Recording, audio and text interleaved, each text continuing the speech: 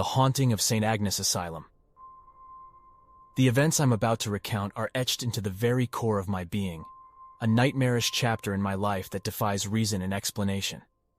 It began when I accepted a job as a night shift nurse at St. Agnes Asylum, a place that was once a haven for the mentally ill, but had long since been abandoned and forgotten by the world. My first night at St. Agnes was marked by a sense of unease that settled deep in my bones. The sprawling derelict building loomed before me, its windows shattered, its walls crumbling with age. I had heard the stories, the tales of unspeakable horrors that had occurred within its walls, but I was young, broke, and desperate for work. The patients had long since been moved to more modern facilities, leaving behind a labyrinthine maze of empty rooms and echoing hallways. I was assigned to the night shift, tasked with checking on the building's structural integrity and making sure no trespassers had taken refuge within. As I walked through the dimly lit corridors, my footsteps echoing in the silence, I couldn't shake the feeling that I was being watched.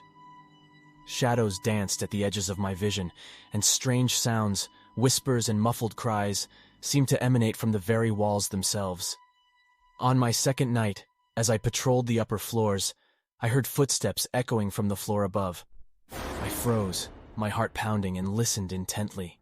The footsteps grew closer, and I realized they were descending the staircase toward me. Fear clutched at my throat as I aimed my flashlight up the staircase. The light revealed a figure, a shadowy silhouette of a man in tattered clothing, his features obscured by darkness.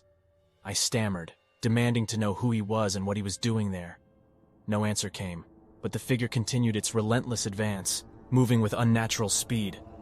Panic gripped me, and I turned and fled down the hallway, my footsteps echoing in the empty asylum. I burst through the nearest door and slammed it shut behind me, heart pounding. I had no choice but to call the police, reporting an intruder in the abandoned asylum. They arrived within minutes, but when they searched the building, they found no sign of the intruder. They told me it was likely a homeless person seeking shelter, and I reluctantly accepted their explanation, though my unease remained. With each passing night, the feeling of being watched intensified.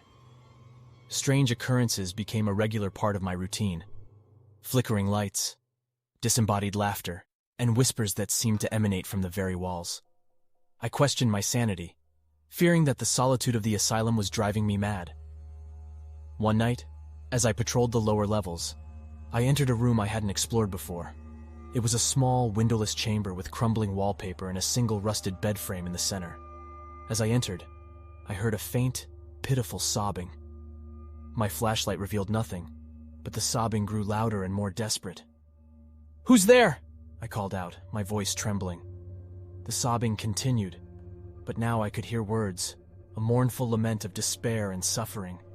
The voice spoke of agony and torment, of a life spent in darkness and isolation. It was a voice that sent shivers down my spine, a voice that seemed to resonate from within the very walls. I fled the room, the sobbing echoing in my ears, and I couldn't shake the feeling that I had encountered something otherworldly, something that defied explanation. The asylum's haunting presence became unbearable. Sleep eluded me, and I became a shell of my former self, plagued by fear and paranoia. I knew I had to leave, but the asylum seemed to have a hold on me, a malevolent force that refused to let go. One fateful night, as I patrolled the upper floors, I heard the footsteps again. Those same relentless, echoing footsteps that had pursued me before. I turned, my flashlight trembling in my hand, and there he was. The shadowy figure, his form shifting and contorting like a wraith. He advanced toward me, and I could see his eyes now, hollow and filled with anguish. His lips moved, but all that emerged were whispers of torment and despair. He reached out for me, his cold, spectral fingers brushing against my skin. I screamed and fled, racing down the stairs and out of the asylum, never looking back. I quit my job and left town, vowing never to return to that accursed place. To this day, I can't explain what I encountered in St. Agnes Asylum. Was it the tortured spirit of a former patient, doomed to wander the empty halls for all eternity? Or was it something more sinister, a malevolent force that had taken root within the decaying walls? One thing is certain, I will carry the horrors of that place with me for the rest of my life. A chilling reminder that some mysteries are better left unsolved.